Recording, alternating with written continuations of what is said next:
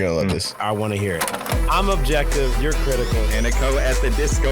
He's positive. Join the Mixtape 615. Today, tomorrow, yesterday, It is the dopest supporter group in all of Nashville. forever. Testing. 1, 2, 3. This is the Mixtape 615 podcast, and this is the place to be. As you can tell, I am not Tunji.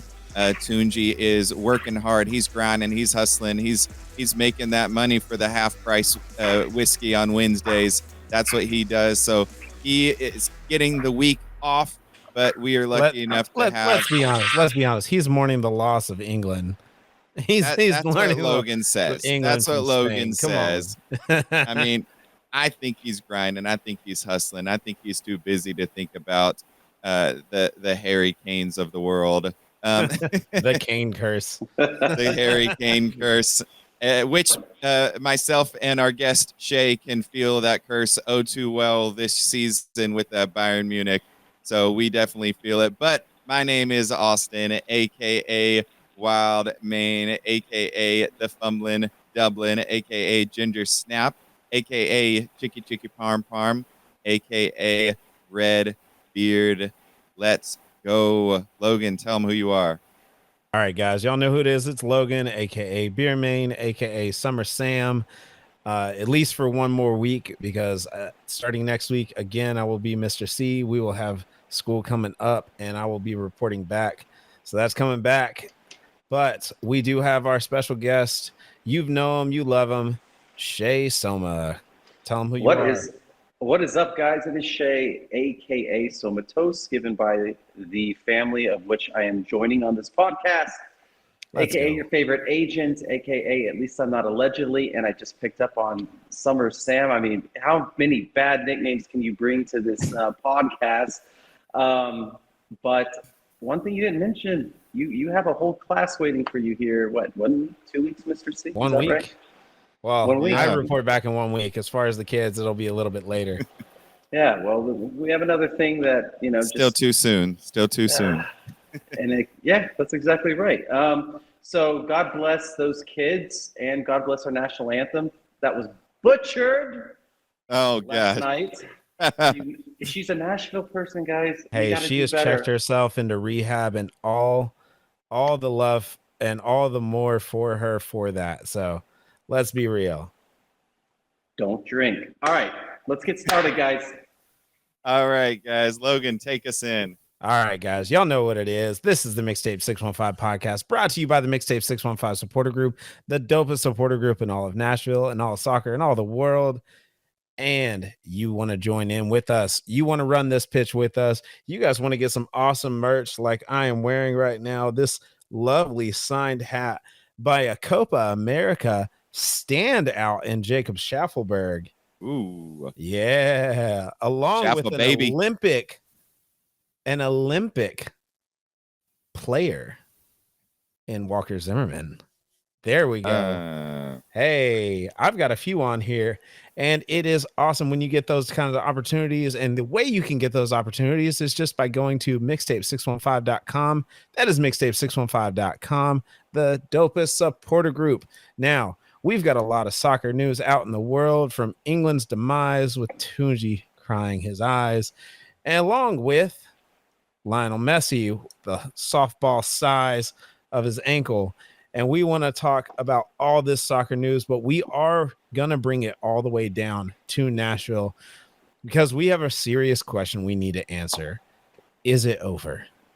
This is the longest losing streak of Nashville SC's history. We are at currently, as of recording, a 4-game losing streak. There is another game Wednesday night this week. Hopefully that doesn't come to a loss, but if it does, it just extends this losing streak. And we got to be honest, that's not a fun thing to have. And as much as we want to say, well, we've been on an interim coach, there's a lot of blame to be passed around, not just to Roomba, but to several of our players as well. The energy that they are bringing, and it has been a long road trip. We can give them a little bit of a pass with that, but not much, because 4 losses is 4 losses, guys. So Austin, give me your thoughts on this. Is the season over? I just got to know.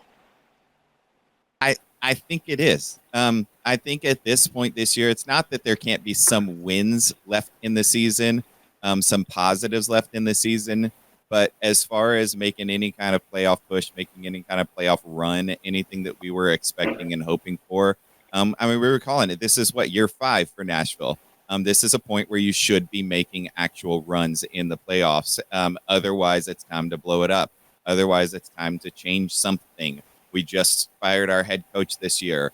Is it time to get rid of some players? You know, whatever that looks like. I think at this point in the year, I don't know what more positives or what more we should expect from Nashville.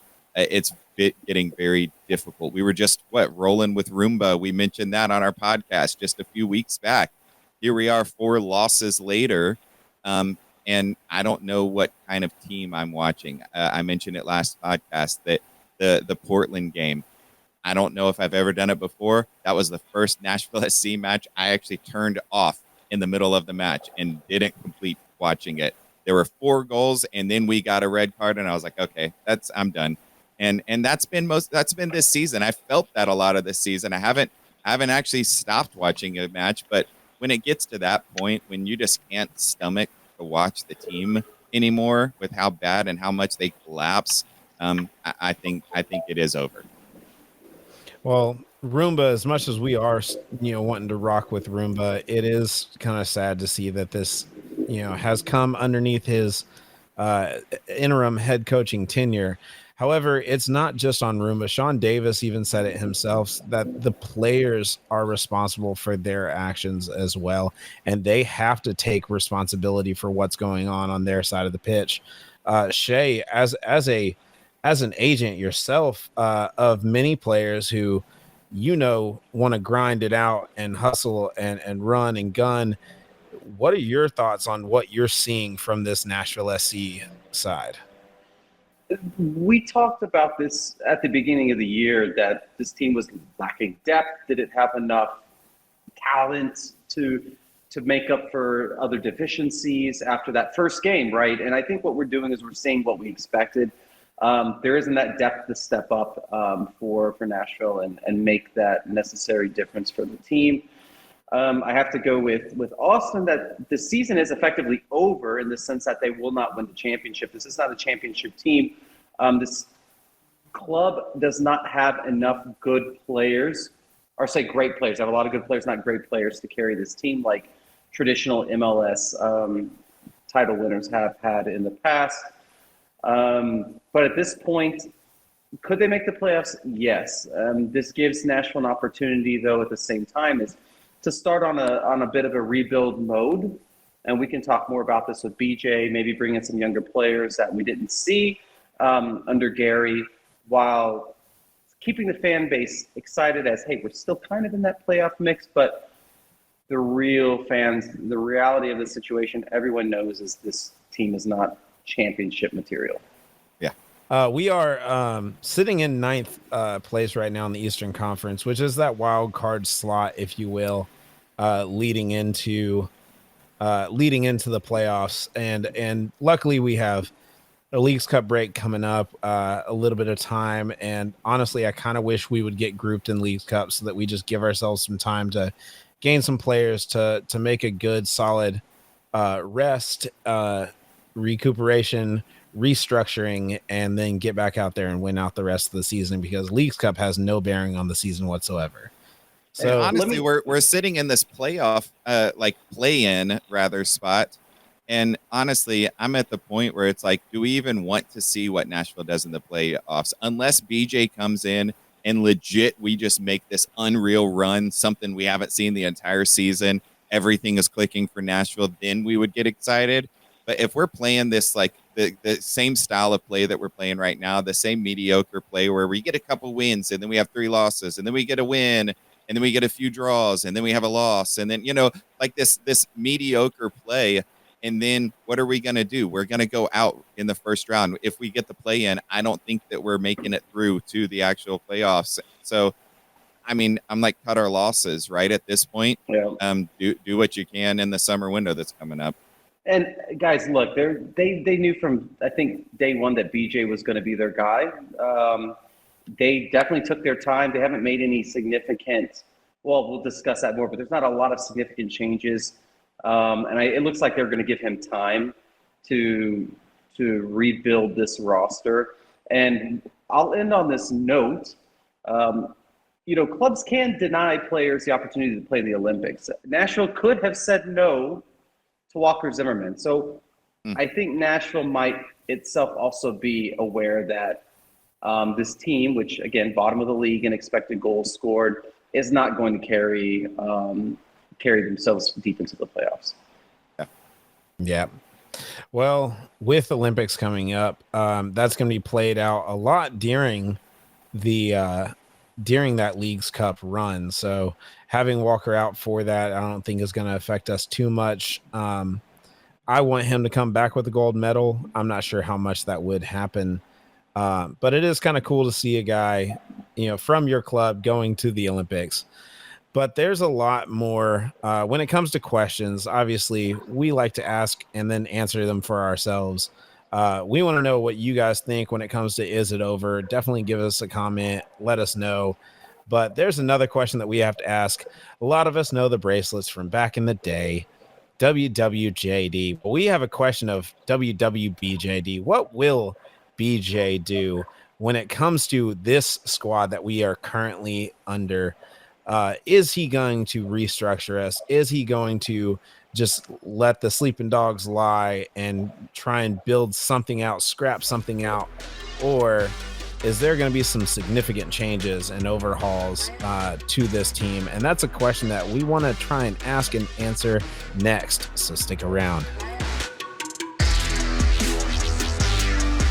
Hey, Mixtape 615, are you ready for the 2024 season? We want you to join us. Join our supporters group. It is the dopest supporters group in all of Nashville. So sign up right now at mixtape615.com and rock your 2024 membership scarf so you can show off and say, we run this pitch. Imagine standing on the field, feeling the energy of the game close up, all of the energy of the stadium. That's a reality for our members. You can get on-field opportunities, plus get access to our tailgates where you'll bond with fellow fans over great food, soccer passion, and don't miss out on our epic away game watch parties. So sign up now, mixtape615.com, and join for the 2024 season.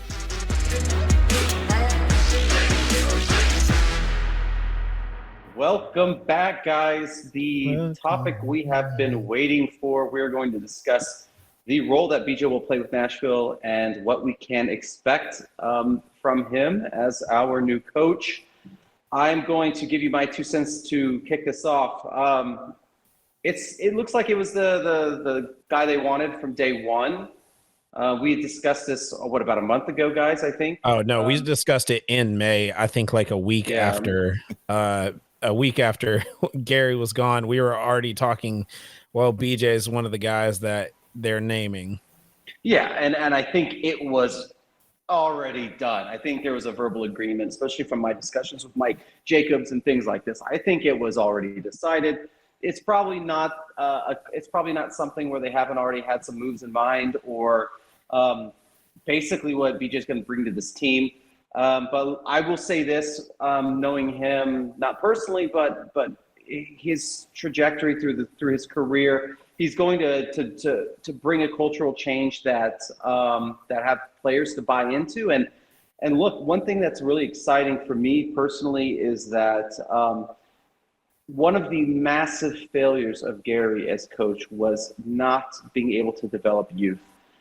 Understandably, you're a new club. Nashville's a smaller market. You're limited. I get it. You're already in a very crowded southern United States. You have Atlanta right down the road.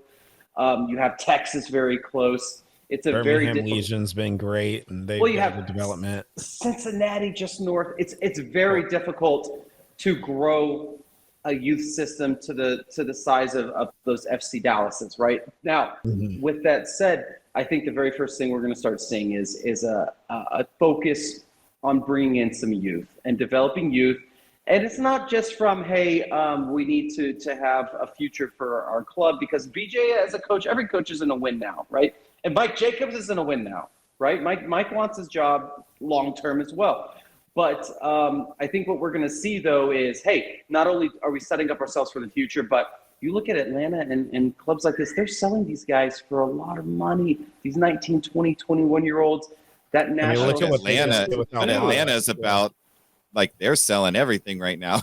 Yeah, and look, I'm gonna bounce this over, to Austin here, because Austin mentioned earlier off tape. Hey, what about Schaffelberg? Things like this is. Nashville doesn't even have the luxury of being like an Atlanta and in a rebuild mode and selling off their assets, right? So yeah. So what then, Austin? We're not in a situation where we can like a traditional U.S. sports team sell our assets. What can BJ bring to give some excitement to this club if it's not, hey, make this team win right now? So on our last episode, we talked about all of how are we going to grade BJ? And one of my biggest things was player development. I want to see the new players coming in and getting put in a position for success. I want to see the Isaiah Jones actually get developed. I want to see the Joey Skinner get developed, the Ajago that we've now been playing. I want to see those guys actually come in and make a role, but not just play a role, but make a difference. And I think that can come with BJ, because like you said, I mean, Nashville doesn't have the best farm league, if you will, or farm team, if you will. Huntsville hasn't had a coach for how many months now? Yeah, exactly. We lost the Huntsville coach before we lost Gary. Yeah, about almost a month before Gary. And I'm so sorry to hijack this comment, but Huntsville just now, guys, have started advertising for a new coach. So clearly Nashville, while we're on the topic of youth prior, is looking to create that pipeline. So Nashville's saying, we need to bring in a guy that is synonymous with the vision that Huntsville has, which should always be the case. Is it that they're trying to give somebody in Huntsville who's synonymous with what Nashville wants? Absolutely. Well, that's what I was going to ask. Yeah. So basically, I know we're kind of shifting gears from what I was just talking about with BJ, but this is what will BJ do? Are they just now starting to announce because they want him to have say on who is actually in place for those development players? 100%. He comes from Philadelphia, their academy. U17, development. 1,000%. He's going to have as much say in that Huntsville team as he probably does on the first team. I truly believe that he's going to be very hands-on. You might not see it, but I truly believe that he'll be hands-on with Huntsville. Yeah, and what's so sad is like Nashville can have good development team, good academy, because there are players here. I mean, we saw 2 players in the MLS Super Draft in the top 8 go from Lipscomb. Isaiah Jones, we just signed from our academy team, and then his brother is now basically the breakout rookie for NYCFC right now, Malachi Jones. So there is definitely talent locally. I think that Nashville just has to they've got to make themselves the sexy pick, right? They've got to make themselves the team that players want to actually stick with and be in that development league. And before we shift off of this topic, I do want to mention, just from a rules and agent perspective, is every club in the MLS, I believe, can protect 9 players, academy players that are not in their academy, but in their region, in their homegrown region, from leaving, or if they leave, Nashville still holds those rights. So for example, if there's Club X that is a competitor of Nashville's academy, maybe Club X in the region has a player that's very good but is not tied to MLS, Nashville can put them on a protected list and keep that player from essentially joining another MLS academy. So what Nashville can do is not only pluck from other academies and keep players protected while they spend time with another academy in their region, but also Nashville, what they're going to really have to do, and they've already started doing it, is plucking players from other regions around the U.S. That aren't under protected rights of those MLS clubs in the homegrown region. They've already started doing it, and I think they're taking this rebuild very seriously, from all the way from youth up through first team. All right, yeah. Well, I know we're on the topic of what will BJ do? I know we kind of Sorry, guys, on me. No, you're good. I know we kind of derailed talking about academy, but I think that is important to talk about when we discuss player development with BJ. Yeah. But Logan, I mean, what are you expecting from BJ to come in and do? Like, what is the success? I know we talked about what we're grading him on, but what do you actually expect him to do? I mean, nothing. I hold zero expectations for him, if I'm going to be honest. And the reason why is because of where we are currently in the looks of the league. I am not expecting him to be the guy who's going to take us from number 9 spot at the moment to the number 1 spot in the East. There's no way that we even can, I don't think. If we went out and every other team loses, there's still no way we can get to number 1. So it doesn't matter. It's just, if we went out and every other team loses, then I count that as a success for BJ. I mean, yeah, I don't care if we're number 1 or not. You know, I'm saying that's not feasible. Like that's a pipe dream. Like there's no way that it's possible for him to come in and be the Cinderella savior. So what do you want to see from him? I don't expect it out of him. Honestly, I kind of based on the conversation that just, kind of happened. What it sounds like is that BJ is being given the reins. He is coming into this similar to the way that Nick Saban came into Alabama when it comes to American style football. For those of us who follow college football, we all know when that happened, what happened the very next year. He didn't do great his first year. He was 7-5 or 6-6. It was. You can look at Harbaugh as well. Same thing. Yeah, exactly. And so when you look at it, it's like, yeah, like he's going to come in and it's probably going to take him a year, but what he has available to go forward with, is an academy that is already starting to pluck. Is already starting to develop players, is already starting to bring players up. And you're also seeing somebody who comes in with that mindset from the MLS. You're seeing a guy who's going to come in and has seen success on a global level, on an international level. He didn't lose with the U.S. No, he didn't. Well, that's debatable. He didn't lose as the interim coach with the U.S., and that is not debatable. That is fact. So he definitely has seen success on an international scale. So it's also important for us to look at what he has done there as well. So, and that was with not as much as he is as Gary had. At least not that time around versus what's there now. There's no reason why they can't be another Philadelphia Union Sands this year. And I think obviously Philadelphia Union this year is even kind of down. Yeah, that's my point. Don't look at this year, but Jim Curtin obviously gave him a glaring review, right? That's probably the first thing they called Jim Curtin. Hey, who is this guy? Is he good? Right. Now, I think also is you're going to see him start to implement some things that other, let's say, still young clubs have been doing. I would imagine, guys, that he's going to make a push for some bigger signings. I think if you look at a team like FC Cincinnati, most teams, like Austin said, after 5 years, you should be that championship caliber team. FC Cincinnati was horrible. They were horrible. They had a terrible first 2 years. They took that big dip, and Nashville just kind of been like that.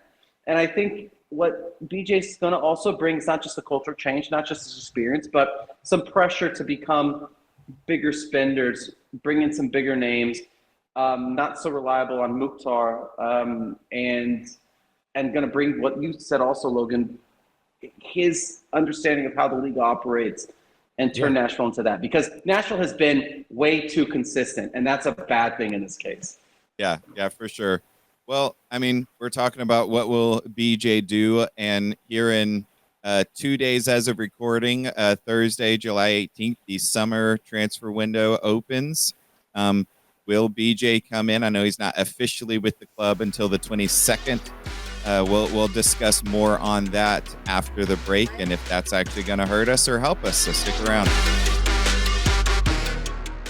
You guys know I'll be too lit on Wednesdays at Southside Kitchen Pub, but it does not have to be a Wednesday for you to get too lit with me at any of our away watch parties. Be sure to follow us on Instagram at Mixtape615 for all watch party information so you can get in the mix with us, me, Logan, and Ginger Snap.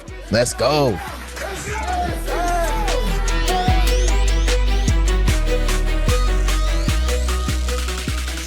All right, guys, we are back.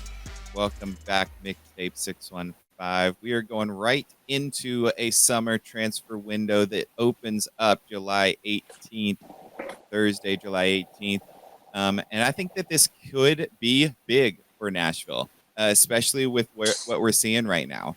I think that we are all wanting to see some sort of movement. We're wanting to see a change. We're wanting to see Nashville actually make a signing or maybe offload some players, do some things that are different, because we are seeing the same thing for the past 5 years for Nashville. And so that's what we want to see. We want to see Nashville do something different. And so, Shea, I know that you're kind of like, I mean, being an agent right in the middle of this summer transfer window that's about to open.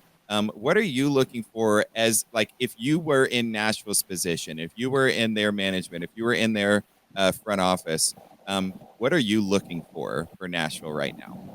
Take advantage of those new rules, the new U22 rules that gives you some flexibility to have some younger top tier players come in. That is what Nashville's going to be looking at. I don't think to say that they want that BJ would want to come in and make a splash move. I don't know if that's true. I think that he would love to take advantage of what MLS is giving the clubs right now. I think we're going to see that. But also, my guess is this is a long game for BJ, and I hate to be, let's say, a wet blanket here, but I don't expect, outside of these rumored moves that we'll have possibly Logan discuss, I don't think we're going to see a lot past that. I think what we're going to do is see Nashville preserve budget going forward. Do you think because they'll exercise any of the buyouts? They could. The ones like that Randall Lee Hall, who has been injured for the past 3 seasons. They could, and I've mentioned this previously. Is or traditionally Godoy, a buyout. Traditionally, a buyout would be a mutual agreement. Obviously, the player doesn't want to leave the club, but clubs would like players that they are going to buy out to possibly have another club in mind, or so that they can. They don't want to just leave them high and dry, kind of thing. Not just that, but also the club wants to be able to try to get out of not having to pay 100% of that. Gotcha. Yeah. Okay. So, and I don't think right now is that Nashville wants to, if you're going to bring in a big name, that means you're going to be tying someone into the roster for 2-3 years down the road. You don't spend that type of money, that type of transfer, to have someone just come in for 18 months. It's going to be a 3-year contract, probably minimum. Does Nashville really want to make that splash move right now when the season, like we mentioned, is probably lost? I don't think. If Nashville was in third, fourth, I think that's one thing. But I think. I mean, hey, Cristiano Ronaldo is looking at a move to the MLS. So That's not gonna happen. At least for you said Nashville. BJ should be looking at those big signings. But that is something to bring up, though, because now. I mean, yeah, not right now. But it is something to bring up. I mean, not Cristiano Ronaldo, but I mean, Europe is in their break. The European leagues. I know that you've got Olympics right now, but European leagues are in their break. That's when we signed Sam Surridge, and with that, I mean, do you think that is something that Nashville looks at this point with where Nashville is now? Are they looking at players in Europe possibly making a change? Because we've seen some big European signings from clubs this year. We saw Hugo Lloris. We saw what's his name? The other French player that went to LAFC. Giroud. Giroud, yeah. Yep. And so with those signings, do you think Nashville is a club, is a market that can actually support something like that? I think they can. I think the market is growing. It's an exciting market. I think it comes down to if Nashville's willing to spend the money. Again, anything over, you can have 3 DP players in theory. anything over that DP threshold of budget comes out of the president's pocket. So it comes down to is Nashville willing to spend the money that LAFC does? LAFC's turned it into a championship. So, you've seen it with the Seattles of the past. Toronto, though, for example, they won championships and then they start spending a ton of money now and they're losing. So I think Nashville's also aware that spending the money doesn't mean you're going to win. Yeah. But I think there's a specific blueprint that you'd have to follow, and LAFC's done a great job of doing that. So I don't see why Nashville can't do that. But I think LAFC had already had a lot of the squad, and they just added the big signings as pieces to that squad. Yeah. And I don't think Nashville has that squad. I don't think a big change. I mean, unless you make a Messi-like signing that literally your team is in the bottom of the league and now they're at the top of the league. Like I don't see Nashville making those big changes. Well, and when you want to, and let me clarify, Austin, Logan, when I say market, I mean that it's a favorable market it's a nice market for a player to come to. It's a well-supported team. It's not a big TV market, right? So, however, when you have the TV deals going on right now, definitely propped up by Messi, there's more money to spend. It's not in LA or New York City, right? But I think from the perspective of, do you have a great place to live for a family and a great supporting fans? And yeah, absolutely. But Nashville is a more progressive city than most in the South too. So when it comes to some of our international players that have a family that is not necessarily fully together, like I don't know, Cristiano Ronaldo. That guy I'm just saying, he earns more than the entire MLS. That's very true. And unless Apple is going to take some of Messi's money and give it to him, Cristiano Ronaldo is not coming to the MLS. That's true.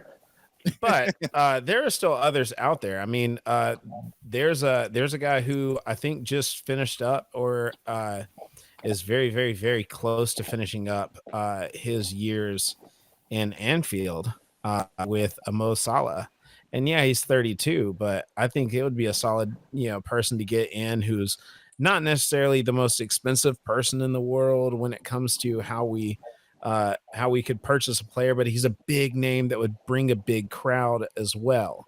So he's a solid striker up front. He's, still just lightning fast down the wing when he plays out there. And so that's another big signing I think that could do well, especially in the summer transfer window. Don't get their hopes up. No. We can make a wish list. Like my wish list would include we've got Thomas Mueller, who's coming towards the end of his career with Bayern Munich. I'd love to see him retire in the MLS. Griezmann. What's his name? Tony Cruz. Is players like that. When you talk like German players, because as all of y'all know, I watch Bundesliga more. With as big of a wish list, with as big of a public showing as he just had. In a more negative light, Darwin Núñez might be looking for a new club soon. Now, look, on a more serious note, in the past when these big names have come, guys, again, they don't choose the Nashvilles. I say it's a nice little market. LA, they choose New York and LA, New York, and Miami. New York City FC might be the next club to get the next big name, if you will. This would be a drastic shift in what we've seen in the past to get one of those big names to come to a smaller market in regards to TV. And traditionally, when you have these bigger cities, these bigger clubs, you can throw more money at a player. That's just the reality of it. But no, Ian Ayre being tied to Nashville will not bring in Mo Salah. You mean Liverpool? What did I say? Nashville, but it's fine. Him being tied to Liverpool and Nashville. There you go. And I feel like we've just sent our listeners into euphoria here, talking about Mo Salah. It'll never happen. We need Declan Rice. That's what we need. No. So, but as you can tell, I mean, our listeners, just so you guys know. Right now, Shea can explain this a little bit more. The summer transfer window, there's so many unknowns. There's so many things that go into this transfer window. that I mean, we look at like when free agency opens with the NFL, when free agency opens with the NBA, you're seeing so much movement. You're seeing all these players go everywhere. And at this point, a lot of those players in those leagues, you know who they are. You know what their role is. You know, you don't have that in the MLS. You're getting players from, because soccer is such a world sport, you're getting players who nobody in the MLS has heard of this player before, but this club researched them and found them and got them in on a transfer. And so that's why so much of the transfer window is so unknown. I know, Shea, I feel like we know more into that. I feel like we know at least one player that's coming in. And we'll do that. Hold that thought. We'll talk about that. But guys, just remember as well, this is a secondary window in the MLS. This is not the primary window. You know, clubs aren't traditionally going to break the bank in this window. So everybody calm down. The big moves come in the winter. But Logan, tell us about who's coming. Well, I mean, the club may have made a blunder. At least somebody may have gotten a little overexcited on Monday night and may have teased the fact that a center midfielder from Viking FK, who is from Liverpool, guys. I mean, and again, I'm a Liverpool fan, so he's from Liverpool. Okay, he was born in Liverpool, Australia. So, but it's still Liverpool, and I'm still happy about it. But yeah, Patrick Yazbek played for Viking FK, and supposedly it's been a rumor already. He was in talks with Sporting KC about heading there. However, I know that it has also been rumored that we hijacked those negotiations, as far as Nashville SC has hijacked those negotiations, and the club may have celebrated a little early, may have gotten to the computer a little too fast, if you will. But yeah, Patrick Yazbek, there's not a huge amount that I can speak to about it. I know he already posted that it was his last game with the Viking this last week, and I know we're looking for some midfield to be answered. I know we've been signing younger guys, and this guy is younger. I mean, he's 22 years old, so we could be signing him instead of worrying about an international slot. We could be putting him into that U22 with these new rules. That's something that we could easily take advantage of. But there are so many others that are available right now that we could be bringing in. Miami's getting rid of one of theirs. It's rumored that he might be going to Boca Junior, but Marcelo, Weigant? He's from Argentina, but they're moving him. I know the Philadelphia Union are getting rid of a right back from Bolivia, Hamir Berdesio. So we've got some others that are available out there for right back. In my opinion, is a position we need some depth. That's what we need. We've got Shaq Moore, and then we've been playing Josh Bauer out there, who is a center back. That's we need something at right back. I know that that's not the sexy pick, but we need something over there right now. So Shea, but yeah. Any other final thoughts on transfer window? Give us any kind of extra knowledge that you've got. You might see some depth moves. I think that bringing in a center mid, as we discussed. I mean, in addition, who's going to probably fill potentially a U22 DP type of role. I'd have to see the numbers because if I'm not mistaken, if he turns 23 this year, I don't know when his birthday is, but if he will turn 23 this year, he does not. April 5th. Oh, okay. So then then he would fall into the U22 initiative category. And that's probably just for this season, for the remainder of this season. Yeah, it carries forward. So okay, that's probably 100% of what will happen. If he were to turn 23 this year, he would have to fill a U22 DP role, if I'm not mistaken. So this is more, let's say, advantageous to Nashville. I think that's the big move. I don't think we're going to see much more. Maybe you might see some small depth moves, but as far as I'm concerned, the kid from Philadelphia Union, I think it's Berdesio, is the way it would say. He's from Bolivia. He's 21, so that would be another U22 slot that we could fill. There's depth that we need when it comes to that right back side. Again, it is only Shaq Moore who is playing in that position at a solid right back position.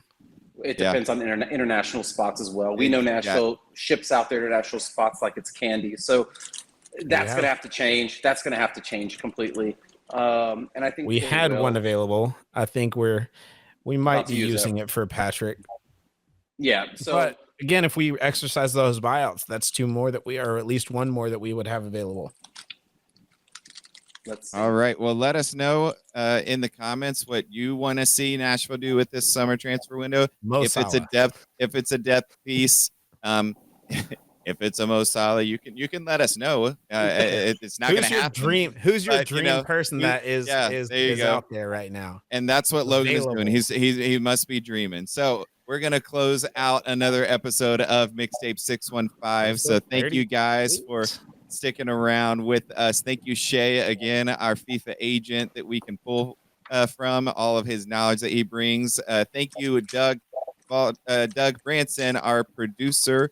This dude keeps us rolling, keeps us going, helps Logan look halfway decent. That's a hard thing to do. So hit us up at mixtape615.com if you want to join in the mix so that you can rock your We Run This Pitch scarf. You want to hit us up on all of our socials on Facebook, X, Instagram at Mixtape615. And then for all of our video content, you can hit us up at you can hit us up, at Mixtape615 Pod on YouTube. So guys, keep it real, keep it vibing. Until next episode, Mixtape 615 is signing off.